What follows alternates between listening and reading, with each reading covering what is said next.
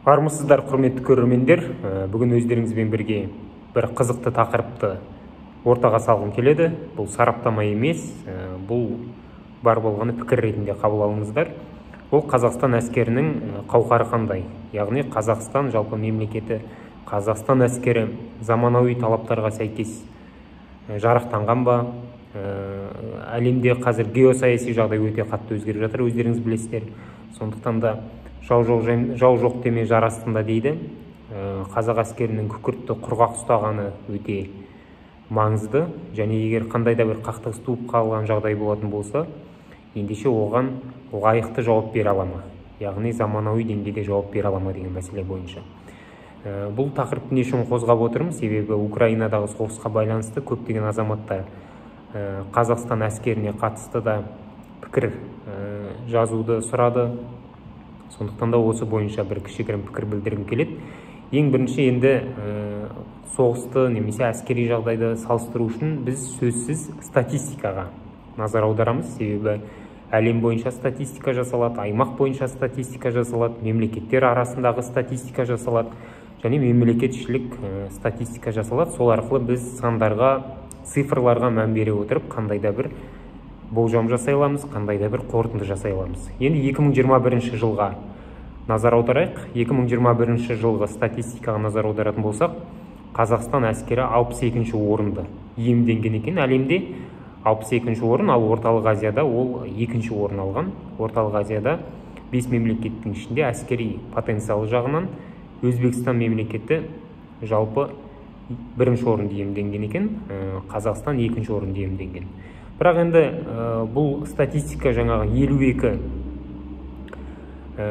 түрлі факторлерге байланысты жасалады. Бұрында 50 түрлі факторден жасалған, өткен жылдан бастап 52 түрлі факторге байланысты өлшемдер жасалады. Оның ішінде халықтың саны, әскери техниканың саны, халықты мобилизациялау алу, ұлттық құрам, азық-түліктің жеткіліктілігі, ауа райы, географиясы деген сияқты көптеген факторлерді ескереді.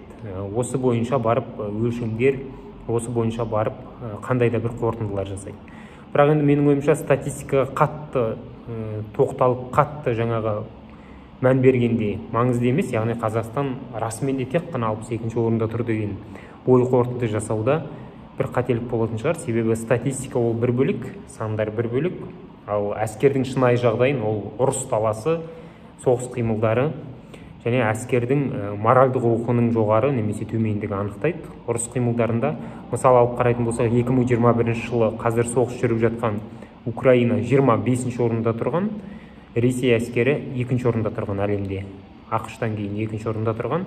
Ал бірақ қазіргі жүріп жатқан ұрыс қимылдарына қарайтын болсақ, екеуінің деңгейі шамалас сияқты көрінеді. Яғни рейтинг бұл жерде қандай да бір рөл ойнап тұрмаған сияқты. Тағы да бір мәселе, мысалы, Әзербайжан 2021 жылы алып қарайтын болсақ, Қазақстаннан кейінгі позицияда тұр. Яғни 63-ші немесе қателеспесем 64-ші. Осы екі орынның біреуі иемденген. Яғни Қазақстаннан 1-2 позиция төмен тұр. Бірақ Әзербайжан ұрыс қимылдарын өткен, Әзербайжан халықаралық деңгейде мойындалған әскері қуатты ретінде, Әзербайжан НАТО мемлекеттерімен бірнеше әскери жаттығу өткізген.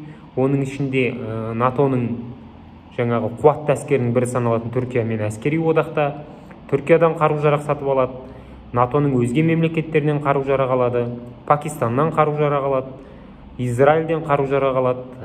Әскер саны және әскерінің ұрыс қимылдарына қатысу тәжірибесі жоғары, бірақ соған қарамастан рейтингте осындай бір орын алыпты. Мысалы, ешқандай да соғыс жүргізіп көрмеген, халық саны Әзербайжанмен шамалас саналатын Беларусь 50-ші орында тұр.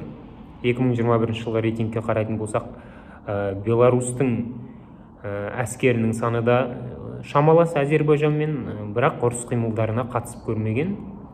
Сондықтан да бұл жерде бір рейтинг деген, статистика деген менің ойымша енді ол жаңағы сандардың арасындағы салыстырмалы деңгей ғана. Ал шынайы деңгейді ол ұрыс қимылдары және әскердің моральдық рухының жоғарылығы анықтайды. Енді Қазақстан әскеріне қысқаша тоқталатын болсақ, Қазақстан әскері Орталық Азияда жаңағы қаржы тұрғысынан, бюджет тұрғысынан 1-ші орында тұр. кей деректер бойынша 4 миллиард долларға дейін қаржы құяды дейді. Ал Өзбекстан 1,5 миллиард доллар қаржы құяды. Тәжікстан 1,5 миллиард доллар қаржы құяды. Түркменстан 200 миллион доллар деген дерек бар. Ал Қырғызстан Орталық Азияда ең аз бюджет бөледі әскеріне, ол 30-50 миллион доллардың арасында.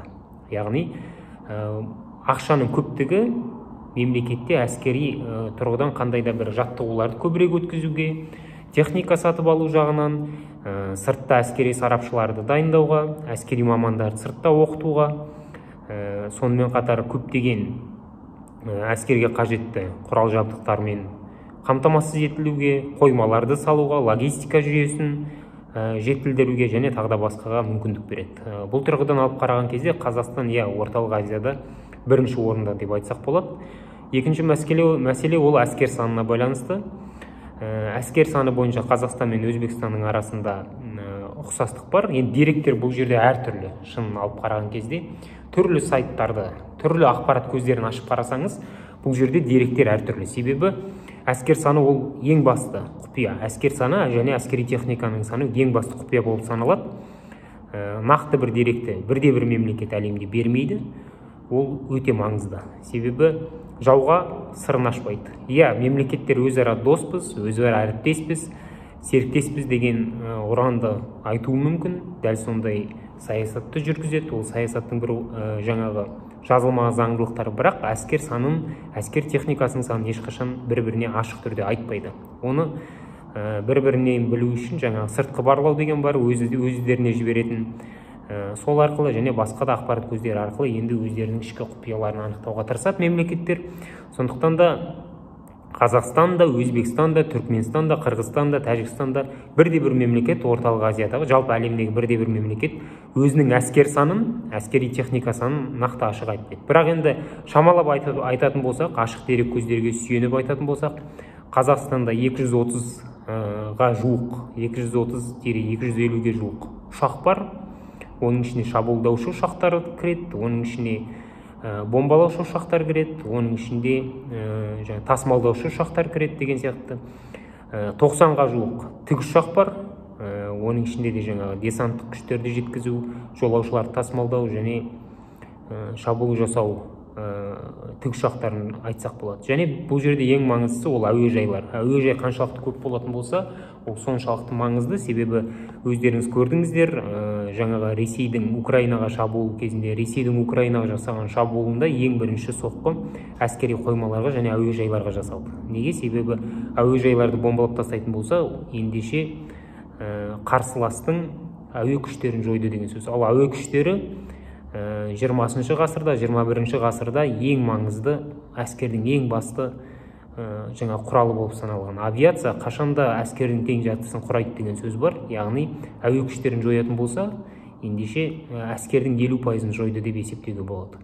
Сондықтан да әуежайдың көп болған маңызды. Бізде ашық деректер бойынша 96 Қазақстанда әуежай бар екен.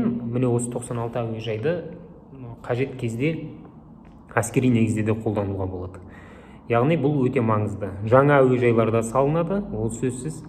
Тағы бір мәселе, бұл жерде тағы бір маңызды мәселе әуежайлардан бөлек, ол әскери қоймалардың санына қатысты. Енді бізде өздеріңіз білесіздер, Арыста үлкен бір жарылыс болды. Артынша 2 жыл салып Тараздың маңында, Байзақта үлкен жарылыс болды. Бұл екі жарылыстан кейін бізде үлкен сұрақ туындады. Ол Қазақстандағы әскери қоймаларды қорғау мәселесі, әскери қоймалардағы өрт қауіпсіздік мәселесі.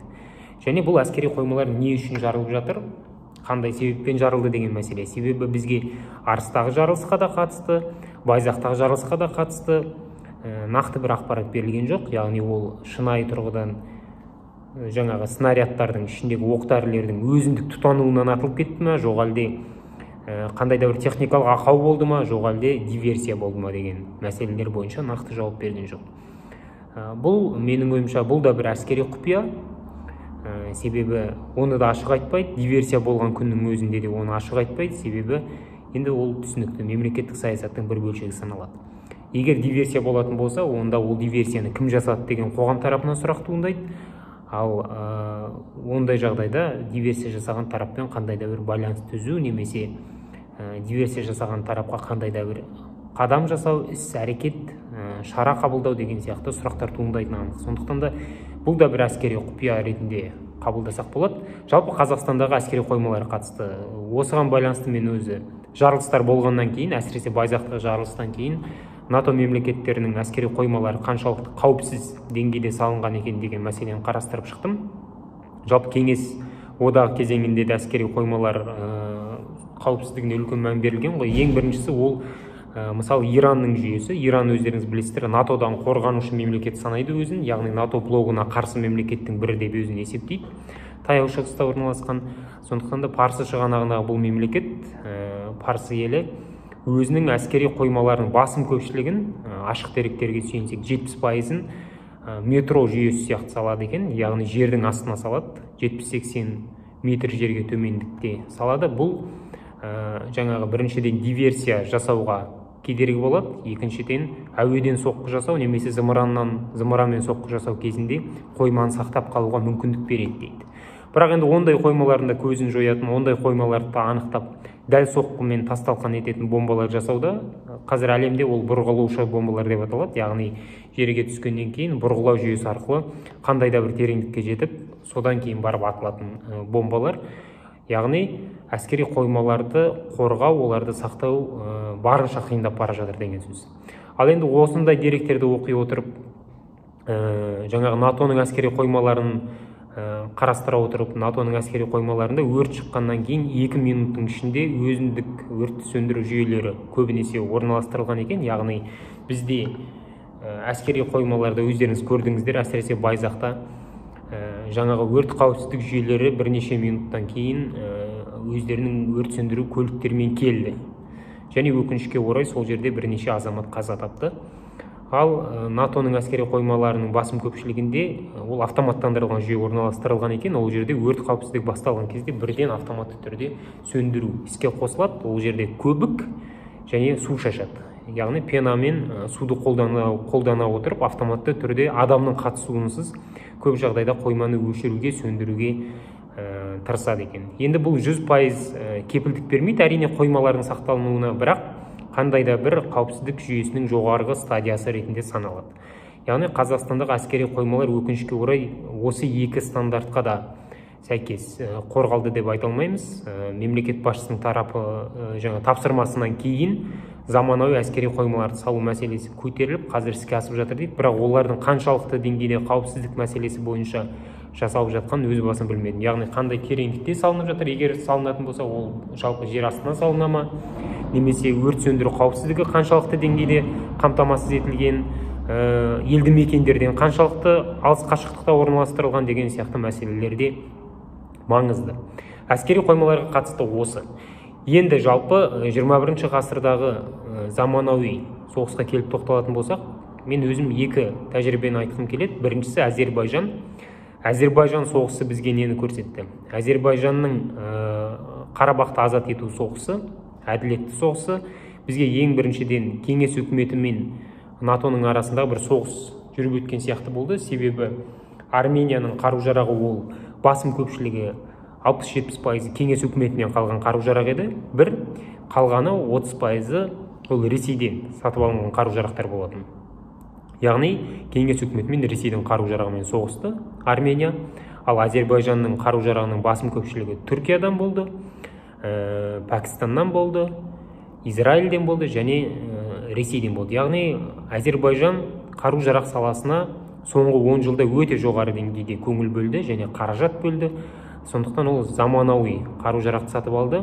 Бұл жерде көбінесе өздеріңіз білесіздер, екі жүйені жақсы қолданды. Ол біріншісі жаңағы дрондар, соққы жасаушы дрондардың біз керемет жұмыстарын өз көзімізбен көрдік. Әсіресе Қарабақта ПВО және ПРО жүйелерін дәл осы соққы жасаушы дрондар жойды десек болады.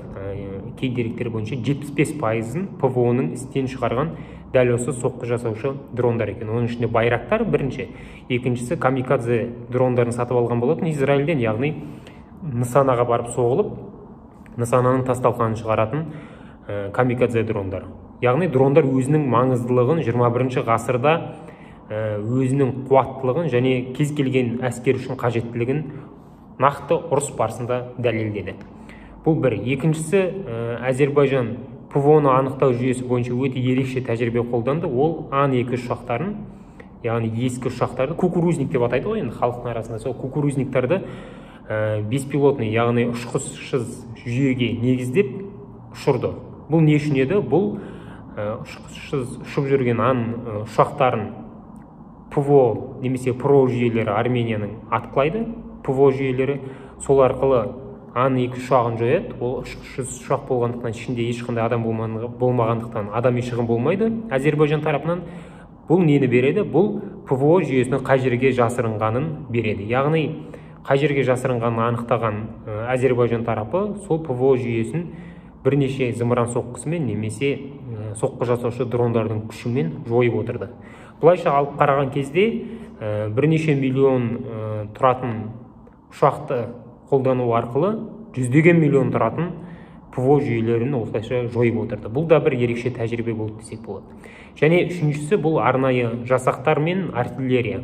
Яғни негізгі жеңістің басым көпшілігі соққы жасаушы дрондармен қатар артиллерияға тиесілі болды. Себебі ұзақ қашықтыққа ұшатын артиллерия жүйелері Әзербайжанда өте жақсы жұмыс істеді. Бұл бір. Екіншісі, арнайы жасақтар, Яшма деп атайды. Оны Әзербайжанда Яшма арнайы жасақтары әсіресе қалалық жерлерде ұрыс жүргізудің НАТО-лық стандарттарға жақындалған тәжірибесімен жасақталды. Әсіресе бұл Түркияда жаттығу өткен жасақтар екені аталды. Олардың басым көпшілігі Әзербайжанда өздерінің тиімділігін көрсетіп, әсіресе Гадрут пен Шуша қалаларын азат ету операцияларында өздерінің өте тиімді жұмыстарын көрсете білді. Яғни бұған шығатын қорытынды қандай? Бізде бұдан шығатын қорытынды Қазақстанға осы бір заманауи тұрғыдан өзінің жетістіктерін көрсете білген жүйелерді бейімдеу және негіздеу маңызды. Әсіресе соққы жасаушы дрондар. Бізде енді Қазақстанда соққы жасаушы дрондар бар. Ол көбінесе қазір Қытайдан сатып алған Юланг соққы жасаушы дрондар деп атап жүр. Кей деректер бойынша олардың саны 3, кей деректер бойынша 6. Енді биылдан бастап Қазақстан Түркиядан не байрақтар сатып алады, не Анка-С сатып алады деген ақпарат шыққан болатын. Осыдан бірнеше ай бұрын, бірақ әлі күнге дейін бізге келіп жеткізілмеді. Менің ойымша енді 2022 жылдың жазында біз Түркиядан қандай да бір соққы жасаушы дрондарды сатып алатын сияқтымыз. Яғни оларды өз көзімізбен көруіміз мүмкін Қазақстанға келіп жеткен. Сонымен қатар алыс қашықтыққа ұшатын артиллерия да бізге өте маңызды. Себебі бұл өзінің тиімділігін тек қана Әзербайжанда емес, сонымен қатар қазіргі Украинада көрсетіп жатыр. Енді Украина соғысына қатысты айтатын болсақ, бұл жерде өздеріңіз көрдіңіздер, Қазақстанға сатып алу әзірге мүмкін болмайтын қару-жарақтар бар. Бұл жақта ол Энлау, яғни гранатометтары, сонымен қатар Джавелин, заманауи деңгейдегі жаңағы Стугна және тағы да басқа ПТРК-лары. Яғни оларды енді сөзсіз біз сатып ала алмаймыз және бізге НАТО мемлекеттері оларды сатпайды. Себебі маңызды және себебі сіздерге түсінікті деп ойлаймын. Ол ОДКБ-ның құрамындамыз. Бұл бір. Екіншіден Евразиялық экономикалық одақтың құрамындамыз. Экономикалық тұрғыдан бұл екі. Яғни біз Ресейге батыс тарапының көзімен алып қараған кезде біршама әскери тұрғыдан жақын мемлекетпіз. Сондықтан да бізге өкінішке орай НАТО мемлекеттері бұл қару-жарақтарды сатпайды. Бірақ сатпайды екен деп жаңағы қандай да бір қолды қусырып отыруға болмайды. Сондықтан да әскери мамандар сөзсіз бұл қару-жарақтарды сатып алу мәселесін қарастырып жатқан шығар деген ойдамын өз басым. Егер бұл қару-жарақтар болмаса, осыған ұқсатылған, яғни осыған бір балама бола алатын қару-жарақ түрлерін, оның ішінде әсіресе Израильден немесе басқа да бір мемлекеттерден, Түркиядан сатып алу, екі жақты келісім жасау арқылы жеткізу мәселелерін қарастыратын шығар. Енді тағы бір мәселе, соғыстағы ең маңызды мәселе ол қару-жарақтан бөлек, ол ландшафт, яғни табиғат жағдайы. Әзербайжандағы соғыс басым көпшілігі Қарабақта өтті. Ол таулы аймақ. Бұл бір. Украинада өтіп жатқан соғыстың басым көпшілігі өздеріңіз білесіздер. Қара теңіз жағалауында Мариуполь, Одесса, Херсон деген сияқты. Енді нақты теңіздің жағасында өтпесе де, теңіз жағалауларында өтіп жатыр. Сонымен қатар орманды аймақтарда және қаланың ішінде өтіп жатыр. Ал Қазақстанның ерекшелігін алып қарайтын болсақ, Қазақстанның ерекшелігі біз көбінесе еліміздің басым көпшілігін 90%-ға жуығын далалы, шөлді және шөлейтті аймақтар құрайды. Яғни бізде көбінесе жазықтық орналасқан. Екіншіден біздің қалаларымыз бір-бірінен елді мекендер өте алыс орналасқан. Яғни бір қала мен екінші қаланың арасы 500-1000 шақырымды құрауы мүмкін. Сондықтан да қалалардың алшақтығы бар. Үшіншіден бізде логистика мәселесі, яғни қалалардың алшақтығы бойынша бізде бір жерден екінші жерге әскерді жеткізу мәселесі туындайды. Бұл жерде ұшақтардың сөзсіз рөлі жоғары болады, біріншіден. Екіншіден, енді қалалардың арасы жаңа 500-1000 шақырым болғандықтан жаяу әскерді жеткізу біршама уақытты алуы мүмкін. Сондықтан да бұл мәселелерді сөзсіз мемлекет тарапы ескереді. Бірақ енді бұл жерде өте қиын туындайтын мәселе, егер қалалық аймақтарда жаңа бір-бірінен алыс орналасқандықтан эвакуациялау немесе қандай да бір резервтік күштерді жеткізу, гуманитарлық көмек жеткізу мәселелері қиындай түсуі әбден мүмкін.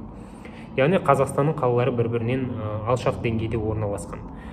Сондықтан да оны да сөзсіз біздің әскери мамандар, сарапшылар ескереді.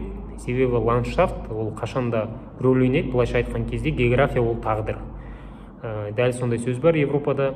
География ол тағдыр, ол кез келген мемлекет үшін солай болған, орта ғасырда да, 20 ғасырда да, қазірде деген сияқты. Сондықтан да бірақ біздің тағы бір артықшылығымыз ол кез келген әскерге маңызды күш беретін дүние ол энергия, яғни жанар-жағармайдың болуы. Қазақстан бұл тұрғыдан алып қараған кезде мұнай өндіруші мемлекет бірінші, екінші біздің 3 мұнай өңдейтін МПЗ-ларымыз бар. Оларда яғни қандай да бір қауіп төнген жағдайда жоғары қуаттылықпен жұмыс істейтін шығар. Ал енді жаңа жанар-жағармайды жеткізбеу немесе оның мөлшерін азайту үшін әрине осы МПЗ-лардың қауіпсіздік мәселелерінде мемлекет тарапы сөзсіз қаперінде ұстайды және оны да қарастыратыны бесенеден белгілі дүние. Бізде ең қиыны менің ойымша бұл жерде ол ПРО және ПВО жүйелері. Себебі өздеріңіз білесіздер, Ресей мен Тәжікстанның арасында ортақ ПВО және ПРО жүйесі құрылды. Ал Қазақстанда жаңағы бірнеше С-300 Ресейден сатып алған С-300 әуе қорғаныс жүйесіне арналған зымыран кешендері сатып алынған болатын. Олардың дивизионына қатысты да бірнеше ақпараттар бар, яғни нақты ақпараттар жоқ. Кейбіреу 13 дивизион дейді, кейбіреу 20 дейді. Енді бұл жерде асыра сілтеп көрсететін ақпарат болуы мүмкін, немесе керісінше әскери тұрғыдан стратегия ретінде азайтып көрсету мүмкін. Бірақ менің ойымша енді бұдан бөлекте ПВО жүйелерін алып қарастыру керек, себебі С-300-дің өзі де қаншалықты тиімді деген сұрақтар туындайды, себебі жаңа оның модификациялары пайда болды, С-400 және С-500 деген. Яғни С-300 ол ескі ПВО жүйесі болып саналады, ПВО жүйесі болып саналады. Сондықтан да бізде ең маңызды шешілуге тиіс дүние осы сияқты, яғни ПРО және ПВО жүйелері сияқты. Және сөзсіз кез келген мемлекет үшін әскери қауіпсіздікті қарастыратын тағы бір мәселе ол демография. Қазақстан халқын білесіздер, санақтан кейін 19.200.000 адам деп көрсетті. Оның ішінде бізде жаңағы 9-3 миллион ер азамат, қателеспесем. Жалпы ер азаматтардың саны оның ішінде енді ары қарай бөлшектеп, жіктеп қарастырсақ болады. Яғни қаншасы оның жас, қаншасы оның бала, қаншасы егде жастағы азаматтар, қаншасы жаңағы сотталған азаматтар, қаншасы мүмкіндігі шектеулі азаматтар деген сияқты. Яғни осындай категориялардың барлығын алып тастаған кезде бізде бір 2 миллионға жуық қару-жарақ ұстайтын азаматтардың саны шығатын шығар. Оны да мемлекет сөзсіз алып қарастырады. Бұның барлығын не үшін айтып отырмын? Бұның барлығы жаңағы Қазақстан әскерінің қуаты қаншалықты деген сұраққа байланысты өз басымның пікірім ретінде айтып отырған ақпараттар. Енді менің ойымша әрине бұл қандай да бір соғысқа шақыру, қандай да бір ұрысқа шақыру мақсатында жасалған ақпарат емес. Еліміз аман болсын, жұртымыз тыныш болсын, Қазақстан халқы қашанда бейбіт заман кешсін. Бірақ енді жаңағы Шыңғысхан кезеңінен келе жатқан тамаша сөз бар ғой, егер бейбітшілікте өмір сүргің келсе, ендеше соғысқа дайындал дейді. Ол бүгін ертең біреумен соғысасың деген сөз емес, бірақ жалпы қару-жарағың 5 қаруың сай болсын деген сөз ғой. Қазақта сондай сөз бар ғой, 5 қаруың сай болсын деген. Сондықтан да 5 қаруды сайлап қою керек. және ең соңғы айтатын дүние бізде ол идеология мәселесі. Менің ойымша бұл заманауи қарулардың барлығы өте жақсы әрине болғаны, мемлекеттің бай, қуатты, экономикалық тұрғыдан әл-ауқатының өте жоғары болғаны да өте маңызды. Бірақ егерде идеология болмайтын болса, яғни азаматтардың санасында еліне, жеріне, отан анасына деген, ата жұртына деген махаббат, сүйіспеншілік болмайтын болса, ендеше ұрыс таласында қандай да бір жетістікке жету екіталай. Себебі Украинада болып жатқан қазіргі ұрыс қимылдарына қарап, менің ойымша заманауи қарумен қатар идеология қабысқан кезде тіпті әлемнің екінші қуатты әскері саналатын күшке Украина, рейтингте 25-ші орында тұрған Украина бір керемет қайсарлықпен қарсылық көрсетіп жатыр. Оның барлығы заманауи қару-жарақпен бөлек идеологияның да маңызды екенін көрсетеді. Сондықтан да біз үшін идеология да өте маңызды деп өз басым ойлаймын. Жалпы қысқаша менің пікірім осы. Қазақстан әскері рейтингте 62-ші орында тұр. Бірақ егер мемлекет қалайтын болса, және жаңағы заманауи қарулар, соққы жасаушы дрондары, ПВО, ПРО жүйесі, тағы да басқа қару-жарақ түрлерін, сонымен қатар радарлар, яғни өздеріңіз білесіздер, өте маңызды рэптер анықтайтын, жау әскерінің зымыранын ұшырғанын, жау әскерінің жаңағы қарсыластың авиация күштерін бірден анықтап отыратын заманауи радарлардың жүйесін жетілдіретін болса, және идеологияны мығымдайтын болса, ендеше Қазақстанға әскери тұрғыдан сес көрсететін, немесе қандай да бір әскери тұрғыдан гибридтік соғыс ашуға талпынатын, сепаратистік көзқараспен іс-әрекет жасағысы келетін күштер әлдеқайда аз болады, тіпті болмауы да мүмкін. Сондықтан да осы жүйелердің барлығы мемлекет модернизациялау арқылы әскерді іске асырып жатыр деген ойдамын. Әсіресе қаңтар оқиғасынан кейін әскерді жаңа модернизациялау мәселесі, әскерге заманауи қару-жарақ алу, әскердегі идеология мәселесін барлығын мемлекет толыққанды қарастырған шығар. Жалпы қысқаша осы. Рахмет, сау саламатта болыңыздар.